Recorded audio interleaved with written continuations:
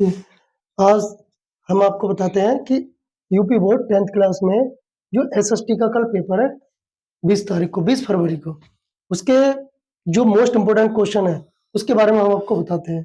ठीक है, जो आने वाले हो सकता है कि कल आप जाओ और फिर इनमें से क्वेश्चन मिले, आप कहो कि अरे हमने पढ़े नहीं और फिर वो आपके क्वेश्चन छूट जाएंगे। तो यहाँ देखिए, आप जो इम्पोर्टेंट क्वेश्चन है उनके बारे में बताते हैं।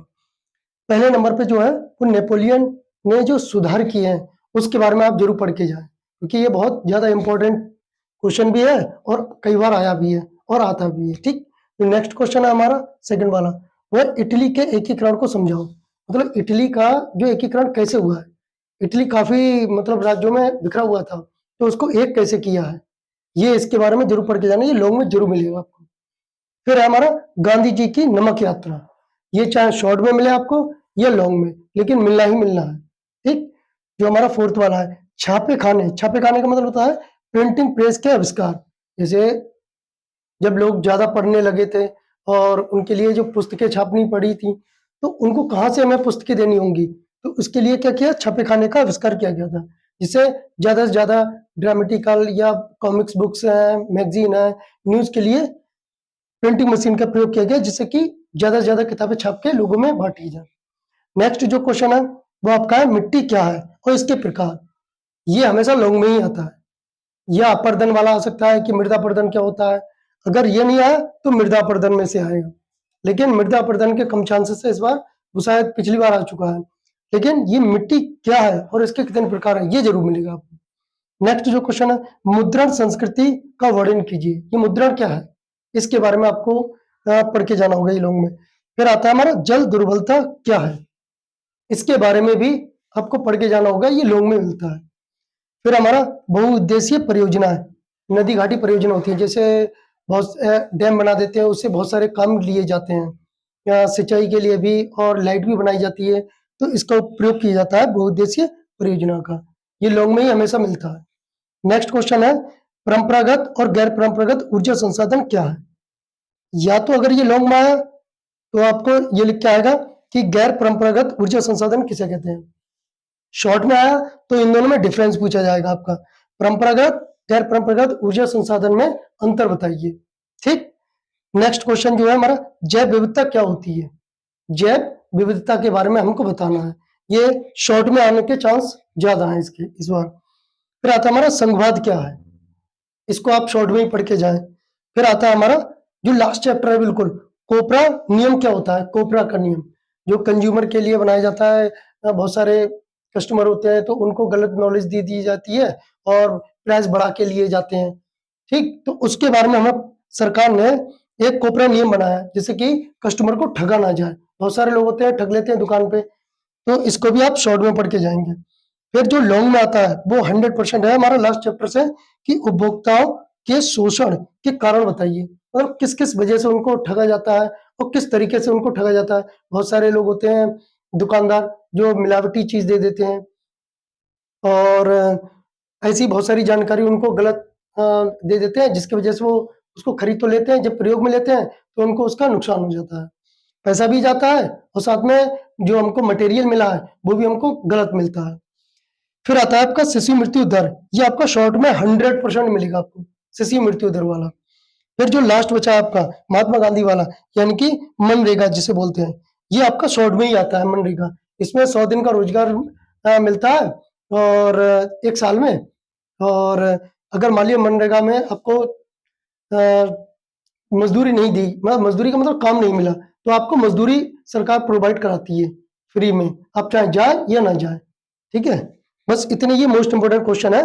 ये लास्ट आपका बचा है लॉन्ग में, वैश्वीकरण से आप क्या समझते हैं, वैश्वी मतलब विश्व के बारे में इसमें बताई जाएगी, डीपली आप इसको पढ़ के जाना, ये लॉन्ग में ही मिलता है। तो ये आपके 15-16 क्वेश्चन है, इसमें शॉर्ट भी आपके और लॉन्ग भी हैं। ठीक, इनको आप पढ़ के जाए और कल आपका पेपर है, इसी में से ही ज्यादातर मिलेंगे। ठीक, नमस्ते भाई। ठीक है, अब हम मोस्ट इम्पोर्टेंट जो क्वेश्चन है, कल 10th क्लास का एसएसटी का पेपर है, उसके बारे में हम पढ़ाते हैं। ठीक है, देखो ये लिखा है कि चावल, पेन देना जरा, ये लिखा है चावल यानी धान की खेती के लिए उपयुक्त भौगोलिक परिस्थितियों का वर्णन कीजिए। सही है, इसके बारे में देखो, जो अंडरलाइन किया हुआ है ना, केवल उतना ही पढ़ के जाना है, बस उतना ही। ये लिखा है भारत में अधिकांश लोगों का खाद्यान्न चावल है। क्या है, सबसे ज़्यादा भारत में लोग क्या खाते हैं, यहाँ चावल खाते हैं। चीन के बाद भारत जो है वो विश्व का दूसरा सबसे बड़ा चावल उत्पादक देश है। चावल एक खरीफ फसल है जिसे उगाने के लिए उच्च तापमान का मतलब 25 डिग्री सेल्सियस से ऊपर और अधिक आर्द्रता 100 सेंटीमीटर से अधिक वर्षा की आवश्यकता होती है। कम वर्षा वाले क्षेत्रों में इसे सिंचाई करके उगाया जाता है। ठीक है, उगाया जाता है। चावल उत्तर और उत्तरी पूर्वी मैदानों, तटीय क्षेत्रों, डेल्टाई प्रदेशों में उगाया जाता है, जहाँ पर सबसे ज़्यादा नदियाँ होती हैं या समुद्र का जो किनारा है वहाँ चावल सबसे ज़्यादा उगाया जाता है, क्योंकि पानी की रिक्वायरमेंट ज़्यादा होती है, इस वजह से वहाँ पर चावल उगाया जाता है। ये लिखा है नदी, घाटियों और डेल्टा प्रदेशों में पाई जाने वाली जो जलोढ़ मिट्टी है चावल के लिए बहुत अच्छी मानी जाती है। आदर्श का मतलब अच्छी मानी जाती है। नहरों के जल और नलकूपों की सघनता के कारण पंजाब, हरियाणा, पश्चिमी उत्तर प्रदेश और राजस्थान के कुछ कम वर्षा वाले क्षेत्रों में चावल की फसल उगाना संभव हो पाया है। चावल जून और जुलाई के महीने में दक्षिणी पश्चिमी मानसून पवनों के शुरू होने पर उगाया जाता है, जिससे बारिश अच्छी हो जाए। ठीक है, पतझड़ की ऋतु में काटा जाता है इसको। ठीक, ये मोस्ट इंपॉर्टेंट क्वेश्चन हो गया। अब थोड़ा अगले बढ़ते हैं। वैसे क्वेश्चन एक ऊपर भी है, ये लिखा है गन्ने की खेती के लिए उपयुक्त भौगोलिक परिस्थितियाँ का वर्णन कीजिए। इसको भी आप याद करके जा सकते हो। ठीक, ये हैं दोनों बहुत ही इंपॉर्टेंट। ये मान के चलो आपका 100%, ये कल आपको जरूर मिल सकता है। ठीक, नेक्स्ट जो क्वेश्चन है आपका उसको हम पढ़ाते हैं। ये मोस्ट इंपॉर्टेंट है। ऊर्जा के गैर परंपरागत स्रोतों का विस्तार पूर्वक वर्णन कीजिए।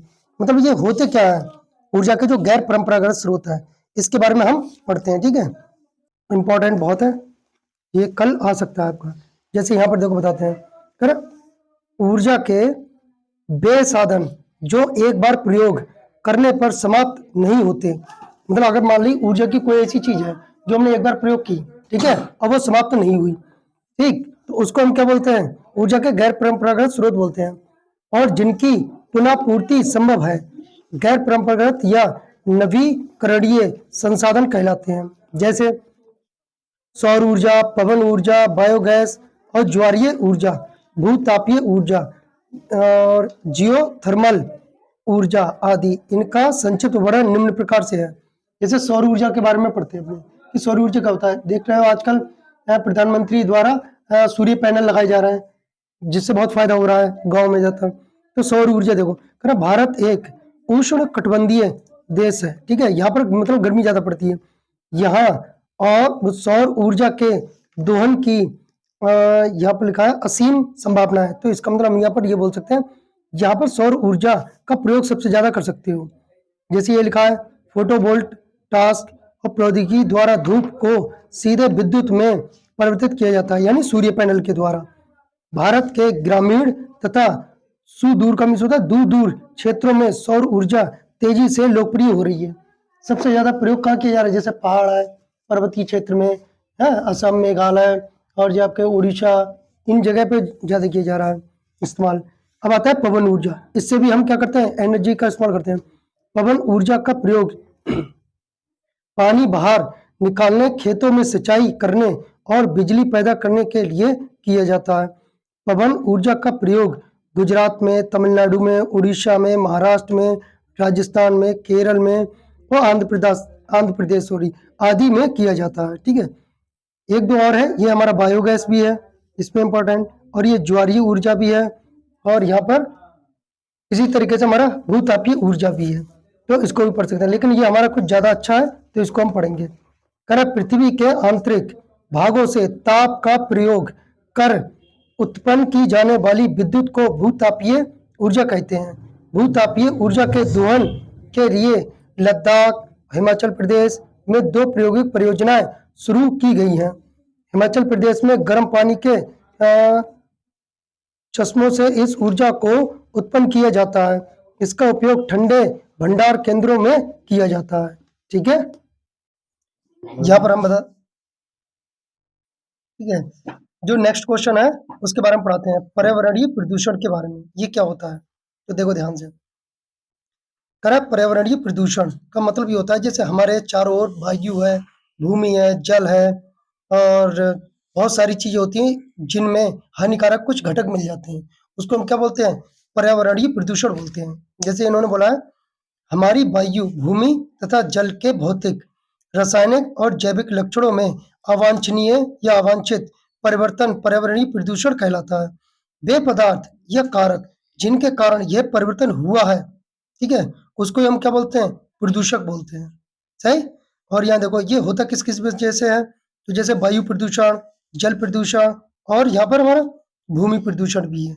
सही है। तो सबसे पहले अपने लोग पढ़ते हैं वायु प्रदूषण के बारे में।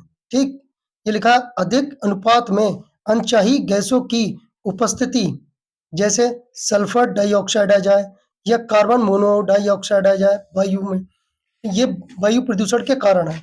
अगर ये गैसें हानिकारक मिल जाए वायु में तो इसी को हम बोलते हैं वायु प्रदूषण। ये लिखा है, रसायन या कागज उद्योग, जो बहुत सारी कंपनी होती हैं, ईंटों के जो भट्टे होते हैं उनसे निकलने वाला धुआं होता है, तेल शोधन शालाएं और प्रज्वलन उद्योग या जीवाश्म ईंधन दहन तथा छोटे बड़े कारखाने प्रदूषण के नियमों का उल्लंघन करते हुए धुआं, इनसे धुआं निकलता है जिसकी वजह से हमारा वायु प्रदूषण हो जाता है। आगे ये बहुत सारी चीजें लिखी हैं लेकिन हम इनको नहीं पढ़ेंगे, जो काम की चीजें उसको पढ़ेंगे। पहले जल प्रदूषण। जब जल में देखो उद्योगों द्वारा कार्बनिक तथा कार्बनिक अपशिष्ट, जो बेकार पदार्थ होते हैं, पदार्थों को जब नदी में जोड़ देते हैं या बहा देते हैं तो जल प्रदूषण फैलता है।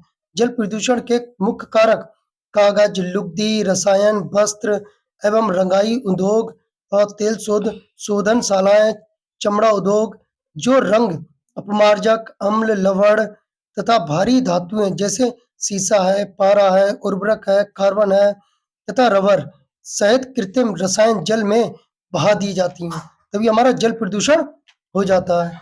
सही। करें, इसी वजह से पानी किसी काम के योग्य नहीं रहता, मतलब बेकार हो जाता है, पीने नहीं होता, उसमें पनपने वाले जीव भी खतरे में पड़ जाते हैं, जिसे हम जल प्रदूषण कहते हैं। ये तीसरा लिखा है भूमि का क्षरण, तो अपने लोग इसको नहीं पढ़ेंगे। जो काम का है ये हमारा ध्वनि प्रदूषण, इसको अपने लोग पढ़ेंगे। तो ध्वनि प्रदूषण आजकल देखो बहुत बड़े बड़े डीजे बज रहे हैं और बस, ट्रक, रेलगाड़ी, इनके जो सायरन है उनसे आवाज आती है। फिर औद्योगिक तथा निर्माण कार्य कारखानों के उपकरण, जनरेटर, लकड़ी चीरने की कारखाने, गैस यांत्रिकी तथा विद्युत ड्रिल ध्वनि प्रदूषण को फैलाते हैं। ध्वनि प्रदूषण से श्रवण श्रवण मतलब सुनने की जो क्षमता है, और हृदय गति जानते हो, हार्ट अटैक, रक्तचाप, ये ऐसी बीमारियां हो जाती हैं। ठीक, बस इसको यहीं तक हम पढ़ेंगे, ये चीजें नहीं पढ़ेंगे। ठीक।